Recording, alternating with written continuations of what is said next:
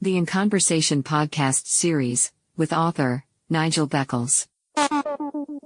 Welcome to the podcast. Please like the podcast and subscribe to this channel. Thank you. Have you experienced several failed relationships or been through a divorce? How can you avoid making the same mistakes again? How to avoid making the big relationship mistakes is out now. Hi, my name is Nigel Beckles. My new book is packed with practical and common sense strategies that you can use to make better relationship choices. Now you can discover the dangerous myths about love. If your relationship expectations are realistic, why you could be falling in love for all the wrong reasons. How to avoid making the big relationship mistakes. It's a book that could change your life. Available from amazon.co.uk. Kindle version also available.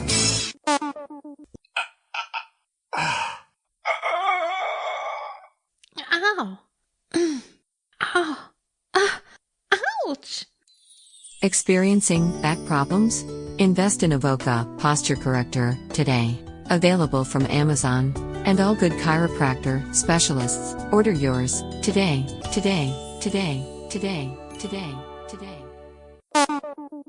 The very best way to promote your podcasts. Podpage makes it easy to create a podcast website with just a few clicks. Every page is optimized to be found on Google and it stays up to date forever. For more information, visit podpage.com. The future of podcast promotion. Get ready for takeoff. Welcome back to my In Conversation podcast series. My guest for this episode is a cyber psychology researcher, online safety instructor, and a licensed psychologist. American Michael Nuccitelli. Hi Michael, welcome to my podcast series. How are you? Oh, good day. Thank you for having me on, and hopefully all your listeners are both COVID and internet safe. I understand you're a licensed psychologist. Where did you study and what qualification did you obtain? Okay, well, my doctoral degree is in clinical psychology. I got my doctoral degree at Adler University out in Chicago, Illinois. Actually, Nigel, I've worked in behavioral healthcare since I was 17, and here we are now being in my mid-50s. Back when I was a practicing psychologist, also I worked in the court systems. So I was a forensic psychologist doing evaluations, assessments, family court, criminal court, and civil court. I was also very early on interested in what I call the dark side of human consciousness. Anybody can read my concept, Dark Psychology. And from that point on, after I got my doctorate degree till present, was my fascination with religious folks would call it evil. The behavioral professional would call it the psychopath. The cyber criminologist would call it the criminal. And now we have the cyber criminal mind. So for me, after as a forensic psychologist and doing research, I realized, well, where better would the pedophile, the depraved, the deviant, the perceptually distorted, where better to go if you're looking to exploit, molest, and steal from others? Cyberspace. And that is back in 2008, 2009, the light bulb went over my head and I created the concept iPredator. By day, I work with the chronically mentally ill, but after work and the weekends, I volunteer and I do research. And what we'll be discussing today is trying to educate folks about the online assailant, aka the iPredator. Yes, well, you are a cyber psychology researcher. And back in 2011, you established iPredator Incorporated. What does your organization do? Well, my organization I'm incorporated. It's a sole proprietorship incorporation. And what it does is I do not monetize any of my work. So my entire website, my volunteer work, my images, everything I've authored is all public domain. It's free and it's educational. So even though back in 2011, I created an Inc., the goal was then, as it is now, is to provide free educational work. And this is what I do. So iPredator Inc. has not made a dime. I don't know if that's a good thing, but it hasn't made a dime, nor will it ever. Well, it's certainly valuable work. So, Michael, how do you define an internet troll? What is your definition? Okay, well, the internet troll is one of the 8 types of iPredator. And the internet troll, nasty characters. Internet trolls typically are men, but we're now starting to see, there are more females, but still predominantly men. And these are guys, online users that go online using social media. However, using information technology is their job in their mind is to provoke and inflame and to essentially anger you. So the classic internet troll, when he goes online, if he can upset you, engage you in what's called flaming, an argument, and I know this sounds ridiculous, Nigel, he proverbially strokes his ego. He feels good about himself, which is from a psychological standpoint, it is utterly pathetic. Back in 2014, the University of Manitoba did a huge study on the internet troll. And what did they find? The internet trolls out there, if they listen, they're not going to want to hear this. But what they found are that internet trolls are at much higher rate of being Machiavellian, sadistic, narcissistic, and the big one, psychopathic. And those 4 characteristics, which internet trolls are at much higher rates of being, is called the dark tetrad. So for all you trolls out there, you're one, if not, experiencing many of those 4, and you need to stop. So what is a predatory troll? Well, that is the next generation, or we could say the 2.0. The classic internet troll, which still exists, is their job in their mind, as I said, is to go on and to provoke you. The predatory troll, which is growing in numbers. So if I'm a predatory troll, Nigel, I'm not just trying to get you angry and upset during this interview or on your social media. The predatory troll now goes after your job, your family, your loved ones, your organizations that you belong to, and goes after every aspect of your life with the sole purpose of successfully character assassinating you. The predatory troll looks to completely decimate your reputation, your online integrity, and your trustworthiness. The predatory troll. They're growing in numbers and they are nasty. So how would you describe an internet predator? Are they both the same type of personality type? The internet predator, which is another typology, another type of online assailant. The internet predator, also called another assailant, is the online predator or the online child predator. So when you hear the term internet predator or online predator, they are adults who target children with the express goal of engaging in some type of sexual activity with that child. So 2 of the iPredator typology, the online predator, which you just asked about, and then the online child pornography consumer and distributor. So those 2 of the 8, at least to me, are by far the most deviant and the most depraved. Why? Because they are targeting children who are, as we know, are not consenting, and their kids.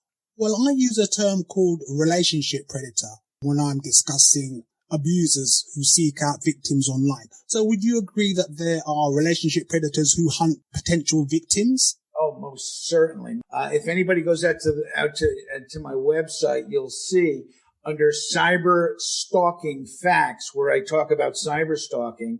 First and foremost, in the late 90s, an Australian psychologist by the name of Dr. Paul Mullen, him and a group of investigators, created 5 types of stalkers. Okay, stalkers. But now that we're in the information age, I believe that those 5 types apply to cyberstalkers. That is the rejected, the resentful, the incompetent suitor, the intimate seeker, and the predatory cyberstalker. But what you just mentioned is actually what I just added and created. Haven't written a paper on it. I call it the ghost cyberstalker. These are very dysfunctional online users that purposely go out and contact and target folks, online users they don't know. And they do it because oftentimes they're sadistic. And what does it mean to be sadistic? It's not a fancy, heavy term, but to be sadistic is to enjoy the harm you're causing others. So the ghost cyberstalker is a new type of cyberstalker I recently introduced. Well, this week, March of 2021, it was reported that a teenager was murdered last year by a stalker. Is it likely that someone who is a cyber stalker will begin to stalk somebody in real life? Oh, most certainly. Depending on the individual, their psychological, do they suffer from a psychiatric condition? Are they Axis 2, which is a personality disorder? Are they antisocial personality disorder? Some of your listeners, I'm sure, have heard of narcissistic personality disorder. Or are they the worst of the worst? Where do they have a characterological disorder called a psychopath and or a sociopath? So most certainly stalking, which is the offline targeting of an individual, can lead to cyberstalking, and cyberstalking most certainly can lead to stalking. And if anything, Nigel, that is the greatest concern right now, is that cyberstalking, it is growing, and not just because of COVID, but it is growing, and the concern is that cyberstalking leads to offline stalking and then ultimately physical assault and abuse. So it's very serious.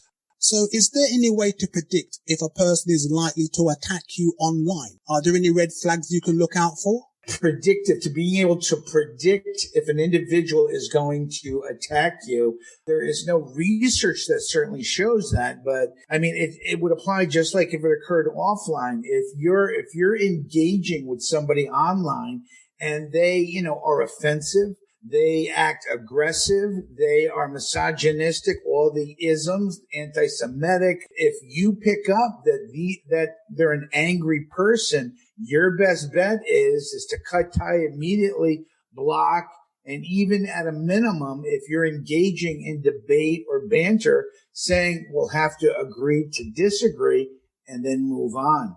So there really isn't, other than your observational data and what you see and hear, are able to predict the future of another human's behavior.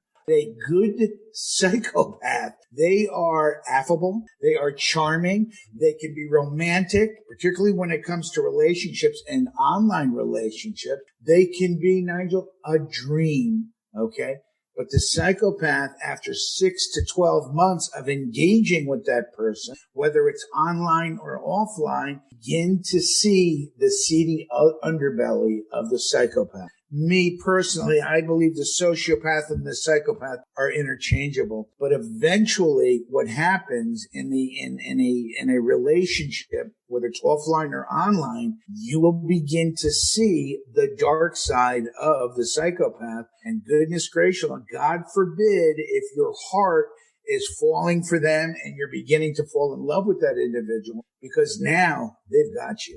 Well, I would say that the sociopath, psychopath, and narcissist are interchangeable. From what I've read, they can actually share similar nasty personality traits. And also the narcissist has got a kind of cycle, haven't they? They go through the idealization stage, then they go through the devaluation stage, and then they go through the discard stage. But even Sigmund Freud, God bless him, again, I'm not a big Freudian, but I do give him props because he was able to, introduce to us the idea of the subconscious, the netherworlds, but he believed that all of us are narcissistic. Oh. And what he believed is that narcissism is essentially self-preservation. So Freud believed it is part of the human condition to be narcissistic. You can behave in a narcissistic manner, which is to be self-serving, not to be empathic, not taking into the consideration of others. And then when it gets to the next step, you can suffer from the Axis 2 personality disorder called narcissistic personality disorder, which is kind of like what you're talking about. Then when you move into the severest form of NPD, and then you throw in a little bit of antisocial personality disorder, Now, when you have the narcissist who gets to the point where they don't experience shame, they don't feel remorse or guilt, and they begin to objectify another person, that is when we see the sociopath and the psychopath. I feel that with narcissists in particular, they go around, as you know, damaging other people. Yes, I believe that. But God bless anybody who believes, subscribes to the notion of a positive narcissist. I mean, again, Narcissus is the Greek god, fell in love with his own reflection in the water and he fell in and he drowned. So narcissism has a negative connotation. So to me, again, I'm not deprecating or passing judgment on anybody else, but to me, self-love is not essentially narcissism. Again, Sigmund Freud believed we're all narcissistic, where he had said it was self-love, which would be ego. I tend to see narcissism in a negative light, and I will continue to do so. Well, I describe a toxic narcissist as operating from an ego that's out of control. That's kind of my shorthand. Interesting. That's out of control. Again, some would say that the true narcissist, their ego is either fragmented or it doesn't exist at all. Now, to say it doesn't exist at all is not possible, but they have a porous ego, or it's fragile. So again, we can agree, Nigel, that narcissists are not respectful, kind, loving individuals because their lives, their perception are all about them. So how would you describe internet addiction, and what causes internet addiction? Internet addiction, also called internet use disorder, and the one, if you want to say condition that is getting the most, that's being spoken about most, is called internet use gaming disorder. Internet use gaming disorder, although it's not in the DSM-5 yet per se as an established true disorder, but internet use gaming disorder is the condition of somebody becoming addicted to online gaming. And these are individuals that will spend 12, 15, sometimes 24, 36 hours not sleeping, engaged in online gaming. And then as we know, online gaming is a multi-billion-dollar industry. But as it relates to straight internet addiction, I present on the website 5 different types of internet addiction, ranging from those that are internet pornography addiction, those that are dark side addiction, but really internet addiction is a behavioral condition, and just like any chemical addiction or behavioral addiction like gamble, if you are suffering negative consequences from your online usage, then you are, in all intents and purposes, internet addicted. So it's negative consequences. Those negative consequences could be if you're a child or young adult, if your grades are starting to drop in school, if you're an adult and you're married or engaged, if your relationships begin to suffer, if you're not doing your task function at work, if you're suffering negative consequences from being online for many, many hours, you could very well be internet addicted. And one more piece, Nigel, now with the advent and the growth of the mobile device, the cell phone, again, I have volunteered for the last decade, not too long ago. I won't give specific. A woman misplaced her iPhone for 3 hours. She ended up calling me out of the blue because she was having a panic attack, a full-fledged panic attack because she couldn't find her cell phone. Now, even if you were a Supreme Court justice or you were somehow, part of the royal family and you misplaced, your cell phone and you had your minions looking for it, to suffer and experience a panic attack, that speaks to the dependency of what humans are now experiencing related to information technology and their devices. So would it be fair to say that she was suffering severe withdrawal symptoms? See, that one of the biggest related to it being addiction is tolerance. So for instance, with alcoholism, with cocaine addiction, It's a true physical addiction because the person develops what's called tolerance. They become physically addicted. And what tolerance is every time I use or drink, I need to consume more and more and more. It essentially takes a larger quantity in order for me to have the same effect. The second part of a true addiction is withdrawal.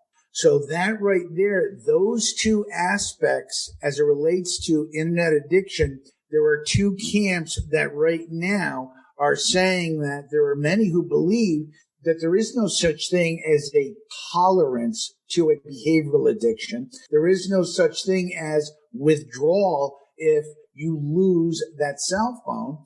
The experience is she already had, if not an anxiety disorder or a panic disorder, and she was experiencing fear about not being able to find the cell phone. Me, I personally, at this time in 2021, I believe, again, I may change my mind next year, but as of right now, Nigel, I believe internet addiction exists. I am 100% believing that internet use gaming disorder exists. But as for internet addiction for you, me, and the vast majority of us, I kind of vacillate. Why? Nigel, we live in the information age. Most of our life is spent, enveloped, and surrounded by information technology. Whether it's our job, it's our recreation, it is everything. We live in the information age, so it falls to reason why we would be online so much. Well, Michael, that has been very, very interesting. So how can people reach out to you? Okay, well, they certainly, the website, as I mentioned earlier, is all free. It's public domain. And you can go to iPredator, either .co, no M after the .co, .org, or .net. I own all three domains, all go to the same website. So it'd be www.ipredator.org. And most importantly, everything at my website is public domain, is free, and it's educational. If you download any of my tests to print them out, you don't even have to give your email address to print and save my stuff. That has been a very fascinating conversation. Michael in New York, USA, thank you very much for your time. Please follow author Nigel Beckles' podcasts on Anchor, Amazon Audible, Spotify, and all major podcasting platforms. Thanks.